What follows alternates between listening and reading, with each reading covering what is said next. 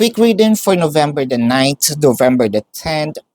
Fire signs, someone is keeping tabs on us. No, parang hindi ito mapapakali kapag hindi niya nakikita yung update natin kung ano nangyayari sa atin sa araw-araw.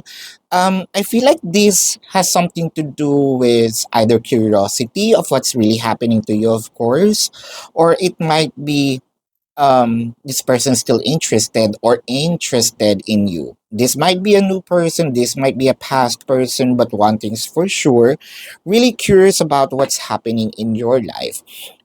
For a few numbers of you, it kind of make me feel that this person has a plan of probably wanting to talk to you, date you out, or date you out again.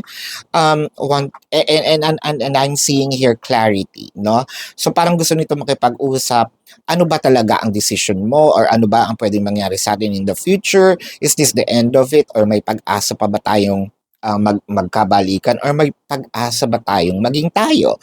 So I think that this person already understood kung gaano ikaw, no, kaimportante sa buhay niya. But this is your quick reading for November the 9th to November the 10th. Predicting future is my purpose. Yelling the stars.